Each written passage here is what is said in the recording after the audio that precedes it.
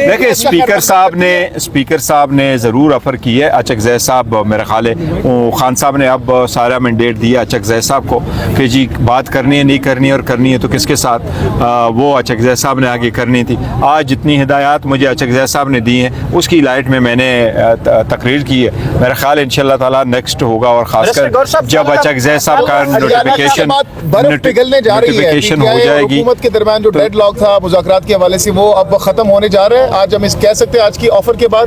देखिए मैं ये कह रहा हूँ कि तलखियाँ तो बहुत है, और जितना कुछ कहा गया था वो कुछ कम नहीं है और नहीं होना चाहिए था। लेकिन बात दरअसल ये है कि हमारी तो कोशिश ये नहीं है कि हालात ख़राब हो, हमारी तो कोशिश यही है कि बेहतरी की तरफ जाए और पार्लियामान में बैठे। अगर मुलाकात होती है इमरान खान से, अगर कल कोई साथ बैठने को तैयार है, कल अगर मुलाकात होती है बहनों की या वकला की, तो क्या बाहर आकर मीडिया टॉक करेंगे, सियासी कोई गुफ्तगू करेंगे या नहीं होगी? देखो जी सारे हम सियासी गुफ्तगू क्या यही बातें होती है। खान साहब ये बताइएगा कि राना सनाउल्लाह साहब की जानिब से एक पार्लिमानी कमेटी बनाने की ऑफर दी गई थी, आज क्या पार्लिमानी कमेटी में उस ऑफर के हवाले से कोई बहस हुई है? डिस्कशन ज़रूर आई है, डिस्कशन उसकी ज़रूर आई है, और हम तो हमेशा से स्पीकर साहब के थ्रू ये हम टेकअप करते रहे हैं कि खान साहब और बीबी की जेल में क्या सूरत हाल और जेल में मुलाकातें हों। मैंने आज भी रिक्वेस्ट की है स्पीकर साहब से, और हम दोबारा रिक्वेस्ट करेंगे कि देखें जो फैमिली की मुलाकात है एटलीस्ट उस पर कोई सियासत ना हो।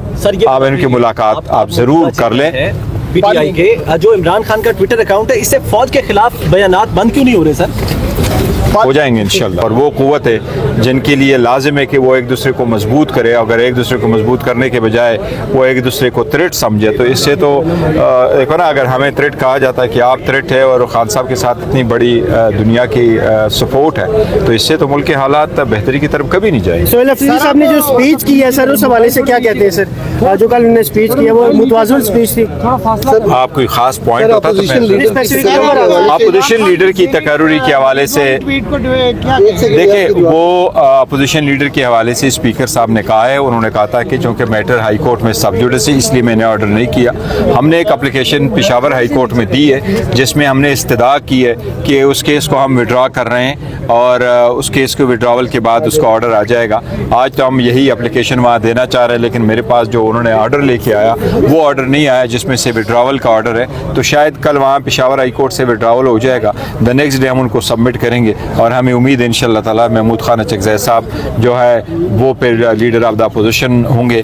आज मैंने बातें की हैं, मैंने इसलिए की थी कि अचकज़ई साहब कह रहे थे कि ये बातें आप करें, और मैं तब करूँगा जब मैं ऑप्शन दिया अगर महमूद अचकज़ई पे एग्री नहीं करते तो। नहीं सर, देखो बात दरअसल ये है कि लीडर ऑफ द अपोजिशन की नॉमिनेशन खान साहब ने की है। खान साहब के फैसले को ना हम रिव्यू कर सकते हैं ना हम बदल सकते हैं, और उनके पास कोई ऐसी नहीं है जो एमएनएज हो, वो जिसके एमएनए के पास भी अपोजिशन बेंचेस पे बैठने वाले उनमें से मेजॉरिटी के दस्तखत आ जाए वही लीडर ऑफ द अपोजिशन होगा। वो हम सब ने सबमिट किया। शायद खटक साहब जो है वो हमने आज फॉर्मली पार्लियामेंट्री पार्टी की मीटिंग हुई और सब ने खान साहब की ऑब्वियसली हम तो एग्जीक्यूट करते मनोन उस पर अमल दरामद करते हैं, तो शायद खटक साहब अब पार्लियामेंट्री लीडर है पार्टी के, वो जिस भी सूरत हाल में